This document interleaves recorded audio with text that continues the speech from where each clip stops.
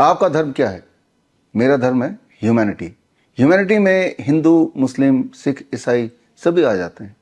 यहाँ मैं बात करूँगा कहानी मुस्तफ़ा अली की। मुस्तफ़ा अली 5 साल 2 महीने का ऑटिज़म का पेशेंट। मुस्तफ़ा अली के पेरेंट्स ने अलग अलग हॉस्पिटल में जाके बहुत कोशिश की कि मुस्तफ़ा की कंडीशन थोड़ी सुधर जाए। नहीं सुधरी। मुस्तफ़ा अली के पेरेंट्स मेरे कॉन्टैक्ट में आए, क्योर ऑटिज़म नाव के ग्रुप से जुड़े और कुछ ही दिनों में neem therapy, DIP right protocol, zero volt therapy अपनाया और मुस्तफ़ा अली न केवल पूरी तरह ठीक हो गए, बल्कि मुस्तफ़ा छोटे से बच्चे ने यह साबित कर दिया कि हिंदू मुस्लिम भाई भाई। इसी वीडियो में आगे सुनिए मुस्तफ़ा के अब्बू क्या बोल रहे हैं। मैं मुस्तफ़ा अली का पापा बोल रहा हूँ। हम महाराष्ट्र के सोलापुर जिले में सांगोल तालुका में महिम गांव है हमारा छोटा सा। उस गांव में हम रहते हैं। हमारा 5 साल का बेटा है मुस्तफ़ा अली। तो उसे तो छोटी बीमारी है, तो उसका इलाज के लिए हम पूरे तकरीबन 10-15 बड़े बड़े अस्पताल में हमने उसका इलाज किया, लेकिन हमको उस बीमारी का कोई ये नहीं मिल रहा था। उसको ठीक होने का कोई नाम ही नहीं हो रहा था। लेकिन कुछ मालूमात होने के बाद ये BRC का जो हमको मालूम हुआ, तब से हमने BRC का जो ग्रुप है उसको ज्वाइन कर दिया। और उसमें जो उन्होंने हमको जो ट्रीटमेंट करना बोल दिया है, जो नीम थेरेपी का है, जो उसका व्यायाम है, उसका खाने का जो कुछ फ्रूट्स है उसे किस तरह खिलाना है, मतलब उसको कौन कौन से फ्रूट खिलाने हैं, उसे खाना कौन सा देना है, ये सब इसकी जानकारी उन्होंने हमको दे दी। तो उस जानकारी के ये करके हमने उसको ट्रीटमेंट देना शुरू कर दिया। उसका खेलना है, उसकी बात करने की जो तरीका है वो अलग हुआ है। और जो वो पहला खेलता था यानी कि चलता था, इधर से घूमना है, तो उसमें जो लड़खड़ाना था सो अभी पूरा बंद हो गया है। वो ठीक ढंग से चलता भी है और वो ठीक ढंग से वो खेलता भी है। और जो खाना है तो वो खुद के हाथों से खाता है। उसे रोटी हो या कुछ फ्रूट्स हो तो उसके वो खुद मांग के लेता है। जब उसको कुछ चीज़ चाहिए तो वो खुद पास आ जाता है और बोल देता है कि अब्बू मुझे ये दे, मुझे वो खाना है। जो उसे कुछ चीज़ की ज़रूरत पड़ेगी तो वो खुद मांगता है अभी मुँह से। पहला उसे वो कुछ समझता नहीं था, लेकिन अभी वो खुद जो उसको चीज़ चाहिए वो खुद मांग के लेता है। यानी कि उसके मम्मा के पास से भी मांग के लेता है और मेरे पास से भी, यानी कि अब्बू के पास से भी मांग के लेता है वो। और अभी वो उसमें फ़िलहाल पूरा बदलाव नज़र आ रहा है हमको। और सुबह में हम एक तो यानी कि हमारा छोटा सा गांव है, और हम तो क्या करते हैं कि उसे सुबह से जल्दी उठ जाने के बाद उसको जो कौली घास है उस घास पे से हम क्या करते हैं, उसको घुमा के लाते हैं। तकरीबन 10-15 मिनटों तक उसे घुमाते हैं उसमें खेलने के लिए। उसके साथ गेंद और बैट है, उसको लेके साथ में हम जाते हैं।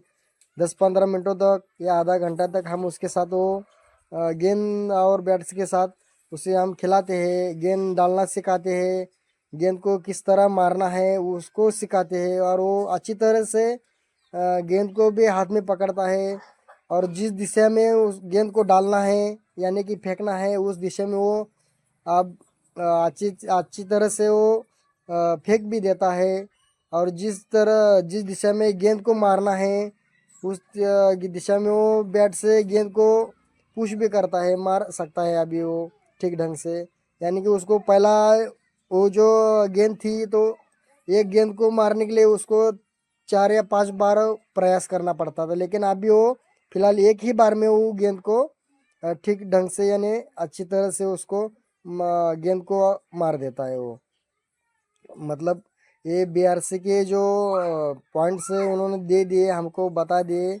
जो ग्रुप में जो हमको जानकारी मिली है ये बहुत ही कमाल की जानकारी थी। उस जानकारी की वजह से हमारे बच्चे में पूरे तरह से यानी कि 100% यानी कि 1001 से 1% उसमें पूरा बदल आ गए हैं। हम बहुत दिल से शुक्रिया अदा करना चाहते हैं ये इस ग्रुप में जो हमको नमिता मैम है और जो बड़े डॉक्टर साहब है, उन्होंने बहुत ही हमको इम्पोर्टेंट बात हमको बोल दी कि उस तरह से उसके उन दोनों के वजह से हमके बच्चे में पूरा बदलाव नज़र आ गया है।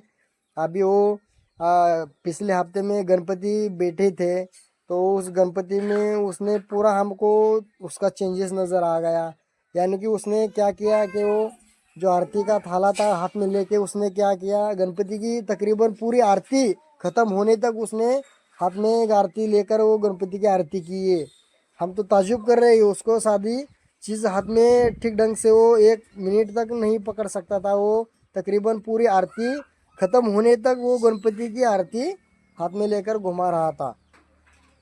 और वो जो उसके मूवमेंट्स है, जो उसे रोना कब है, कब हंसना है, इमोशनल कब होना है, ये जो पूरे मतलब वो इमोशनल्स रहते हैं बच्चों के अंदर, तो उसके इमोशनल हमको उसमें से दिखाई न दे रहे, नज़र आ रहे हैं। पहला उसमें वो ऐसे इमोशनल्स जो कुछ बातें थे उसमें से नज़र ही नहीं आते थे हमको। हम बोलते थे कि इसका कैसा होगा, ये आगे चल के क्या करेगा। हम तो बहुत बहुत परेशान होते थे, टेंशन आ रहा था हमको। अब ये कैसा होगा, इसका आगे चल के कैसा होगा, अभी तो ये ऐसा है, बड़ा होगा तो इसे कैसा होगा, इसके साथ कैसे बर्ताव होगा, ये पूरा सोच के हमारा पूरा दिमाग फटने के जैसा हो रहा था। लेकिन अभी तो ये ग्रुप ज्वाइन करने के वजह से हमको पूरा पूरा यकीन है कि 1101% इसमें से ये पूरा क्लियर हो जाएगा। अभी तो उसने इतना कमाल करके देखा था कि हमको अभी पूरा भरोसा बैठ गया। मुझको तो पहला भरोसा ही नहीं था। हमारी घरवाली थी यानी कि हमारी वाइफ ने तो पहला शुरू तो हमारी वाइफ ने ही किया है इस ग्रुप से ज्वाइन होके। उसने समझाया मुझे कि बाबा इसमें ऐसा करेंगे तो हमारे बच्चे के लिए ये अच्छा है। तो मैं उस पर ध्यान नहीं देता था, उसे बोलता था तुझको जो करना है सो कर ले, मुझको कुछ मत बता, मुझको टेंशन आने का। क्योंकि वैसी कंडीशन ही थी ताकि हम 15 या 20 अस्पताल हो गए, बड़े बड़े अस्पताल में जाके हमने उसके इलाज किया है, लेकिन एक ही डॉक्टर ने हमको नहीं बोला कि बाबा इस बच्चों को ये बीमारी की किस वजह से होती है, किस कारण इसको ये बीमारी का मतलब वो स्ट्रोक बैठता है, उसको झटका आता है। लेकिन हमने खुद ही उसको बच्चों को उसमें थोड़ा सा ये करके देखा तो कि उसे कौन सी चीज़ से एलर्जी हुए, मतलब उस कौन सी चीज़ से उसे बीमारी का झटका आता है। हमने उस पर ऑब्जर्वेशन करना शुरू कर दिया और धीरे धीरे से हमको पता चल गया है कि उसे सर्दी है। ज़्यादा सर्दी होने की वजह से उसके सीने में कफ होता है, यानी कि सर्दी सर्दी से उसमें छाती यानी कि सीना जाम हो जाता है उसका, उसमें उसे सांस लेना दिक्कत आती है, सांस नहीं ले सकता वो ठीक ढंग से। तो अच्छी तरह से सांस नहीं लेने के वजह से उसे वो फिट सा आ जाती है, यानी कि झटका आता है उसको। और वो बुरी तरह से उसे बहुत बुरी हालत होती है उसमें। और उसका जो मुंह है, मुंह के तरफ से उसे जो सर्दी है उसके सीने में दबी हुई है वो पूरा बाहर निकल आता है। और पूरा तकरीबन वो 1 4 5 दिन तक वो ठीक ढंग से चलता नहीं है, ठीक ढंग से खाता नहीं है, चलता नहीं है, बात तक नहीं करता है। वो जो उसे झटका आने के बाद उसे बहुत तकलीफ हो रही थी। लेकिन अभी 2 महीना हो गया, उसे अभी झटका भी नहीं है और उसे कुछ तकलीफ भी नहीं है। जुकाम तो उसका यानी कि सर्दी तो उसकी पूरी कम आ गई है। तो ये सब ये BRC के जो ग्रुप है तो उस कॉल्स की वजह से हम के बच्चे में बहुत प्रोटोकॉल्स के जो वीडियोस है वो देख के उसमें से हमने उसका सही तरीका अपना कर उसका प्रयत्न किया और उसमें से हम अच्छी तरह से ठीक ढंग से सफ़र कर रहे हैं। बच्चे में अच्छी बदलाव है। और सबसे पहले तो ये नमिता मैम और बड़े डॉक्टर साहब का हम धन्यवाद करेंगे, खुद से शुक्रिया अदा करना चाहते हैं। और गणपति तो हमारे लिए बहुत ही बड़े विघ्नहर्ता बन के आए हैं इस साल। हमारे बच्चे का पूरा उसका बीमारी ठीक करने के लिए ही हमारे यहाँ पे आए थे। हम 9 साल से हम मुस्लिम हैं,